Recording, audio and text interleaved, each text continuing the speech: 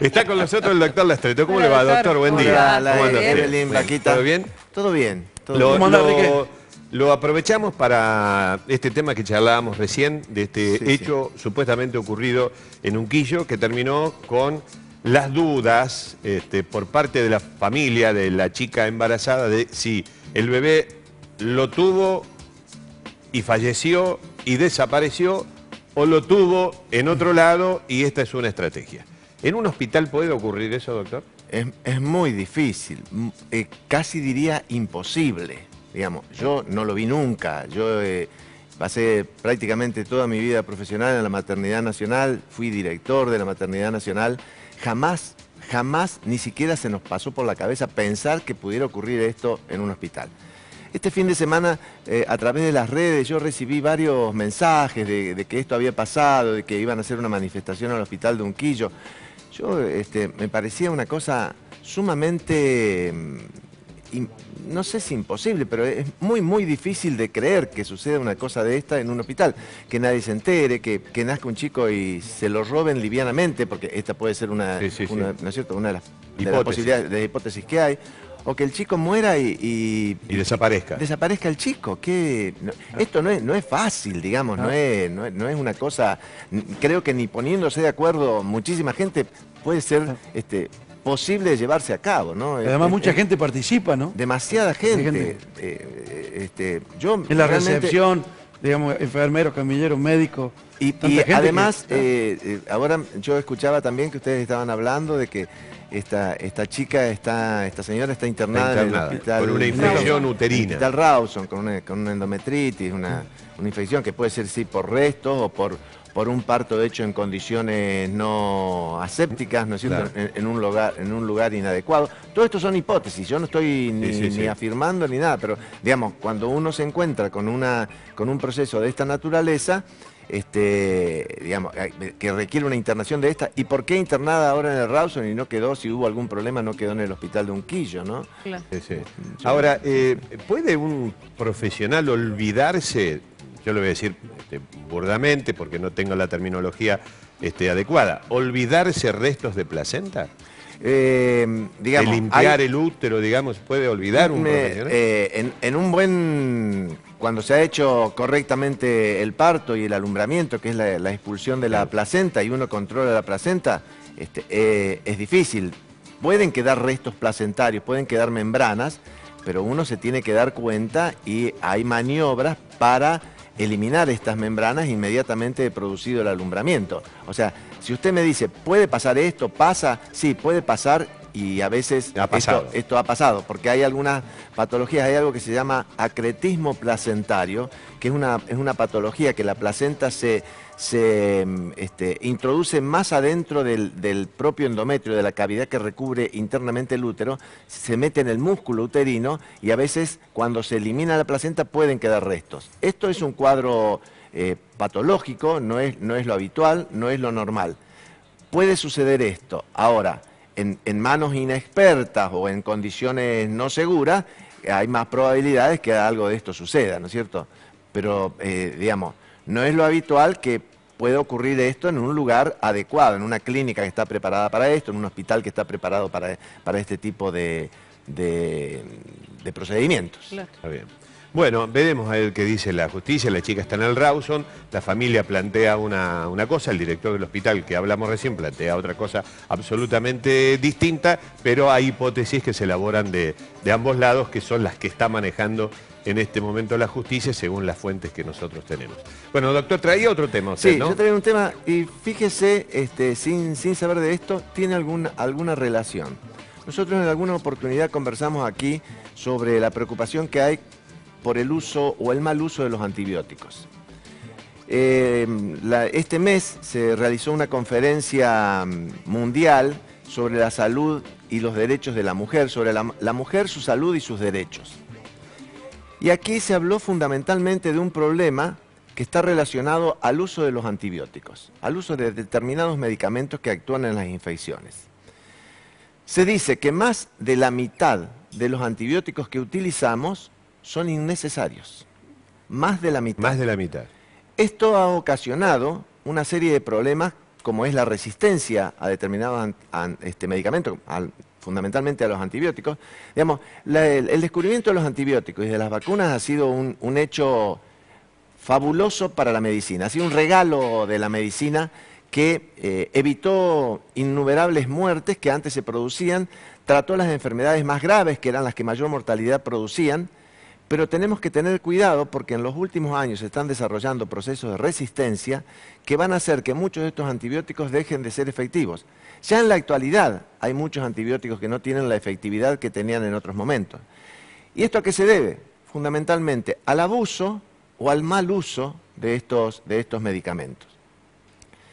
¿Por qué el abuso? Se utilizan en la ganadería, se utilizan en los peces, se utilizan en la agricultura para favorecer la producción, para aumentar la producción, y se utilizan mal en los seres humanos, o mal indicados, o por automedicación. Este combo, esta serie de factores, ha producido esto de que fundamentalmente en esta conferencia que yo decía organizada por la Organización Mundial de la Salud sobre la salud de la mujer, decía que uno de los principales grupos afectados es lo relativo a la salud materno-infantil, a la salud materno-infantil. Mueren en el mundo 30.000 mujeres por año por algún proceso infeccioso durante el embarazo, durante el parto fundamentalmente. Sí, sí. 30.000 mujeres. Y en los neonatos, en los recién nacidos, este número es mucho mayor. Mueren 400.000 niñitos, bebés, recién nacidos, por algún problema relacionado a infecciones. De estos 400.000 que mueren anualmente, 200.000 son niños que han sido tratados y el tratamiento con antibióticos no ha dado resultado. Las infecciones han sido, digamos, no han respondido al antibiótico como respondían en años anteriores. Hace 30 años que no aparece ningún antibiótico nuevo. Hace 30 años ustedes a lo mejor hay variantes de lo mismo, digamos. Sí, claro, son modificaciones de la misma familia de antibióticos. Son pequeñas pero no hay nada nuevo, digamos. No hay ningún antibiótico nuevo desde hace 30 años. Y esto es una preocupación importante, inclusive porque uno ve que a veces la industria, que tiene un criterio comercial, un criterio económico, en algunas cosas no le interesa tanto investigar. Usted vio que se investiga mucho y se trabaja mucho en vacunas. Sí. Vacunas, bueno, porque vacuna es un medicamento que se utiliza masivamente, sí, digamos, no hace falta estar enfermo para utilizarlo. Hay determinados medicamentos que hace falta estar enfermo para utilizarlo. Lo que hoy los laboratorios tienden a hacer son medicamentos para que use la población supuestamente sana para que no se enferme. Está muy bien, digamos, está muy bien que en esto se invierta, pero esto demuestra que si el Estado no participa en este tipo de investigaciones, es difícil que el sector privado se dedique a esto cuando no es un verdadero negocio. Fíjese, los antibióticos, por ejemplo, utilizados, ¿cómo podemos modificar esto? Bueno, utilizando racionalmente y más científicamente estos antibióticos. O estos medicamentos que se utilizan para tratar infecciones. Infecciones que pueden ser bacterianas, parasitarias, virósicas. En definitiva, diferentes tipos de microorganismos como, ¿qué le voy a decir? Las neumonías, el HIV, la sepsis, algunas parasitosis, que los medicamentos que se utilizaban para esto han ido dejando de tener efecto. Por ejemplo, en el caso que decíamos recién, en las ciudades, en los países más pobres o en los países en vías de desarrollo, esto es más grave, pero no deja de ser importante en los países del primer mundo. España tiene serios problemas en cuanto a la salud materno-infantil y el uso de los antibióticos y la cantidad de patologías que están apareciendo y que no pueden ser tratadas con los antibióticos que hoy disponemos. En el año 2014, Obama se preocupó por este tema y sacó una ley para rever este tema del uso o mal uso de los antibióticos en la agricultura, en la ganadería, en los peces, ¿no es cierto?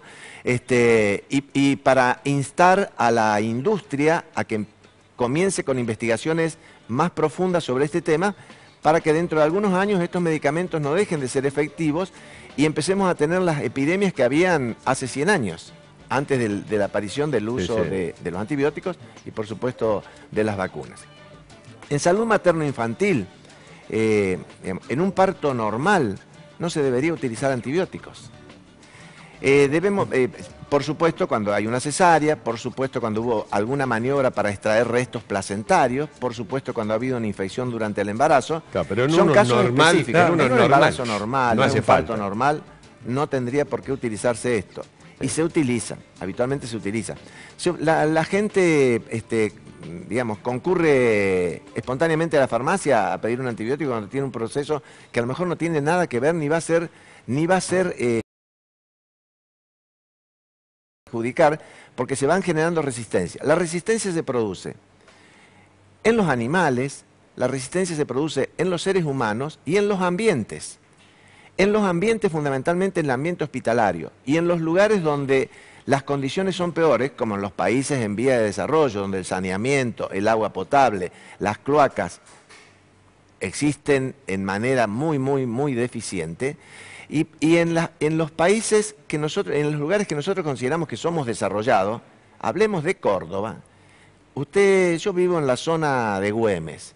Usted pase cualquier día por ahí, va a ver los ríos de cloaca por las ciudades. Y estamos en una ciudad considerada de las más importantes de nuestro país, donde creemos que las condiciones de saneamiento son aceptables y no son aceptables. Y en esto también tiene que ver el uso inadecuado de estos medicamentos. Y fíjese, si uno quisiera también hacer, porque como yo recién decía, el primer mundo está preocupado por esto. No solamente son los países de las características del nuestro o en peores condiciones que el nuestro. En estos casos están preocupados, decía, porque aparecen una serie de cosas y también porque tienen un criterio economicista. Y nosotros vamos en vía de nuestros países están con un criterio más economicista. Por lo menos desde este punto de vista podríamos verlo. El hecho del mal uso de estos antibióticos genera gastos enormes al Estado, porque las internaciones son mayores, porque el uso de los antibióticos son mayores, porque a veces hay lugares donde se han tenido que cerrar salas de neonatología, porque la infección intrahospitalaria que existía ha obligado a que se produzca esto, porque no se podían seguir internando niños. La masividad en los hospitales públicos, en estos institutos neonatológicos, también es un factor a tener en cuenta, porque todo esto va aumentando la resistencia a estos antibióticos. O sea que es una cosa que nos viene preocupando desde hace mucho tiempo y que creemos que hay que tomar en serio conciencia. Desde el sector de los profesionales, desde el sector del Estado y la gente de a pie también, esto de automedicarse, de utilizar medicamentos no indicados por el médico, yo creo que es una cosa que debemos tener en cuenta y que debemos estar preocupados por esto. Muchas gracias, doctor. Gracias. Muy amable.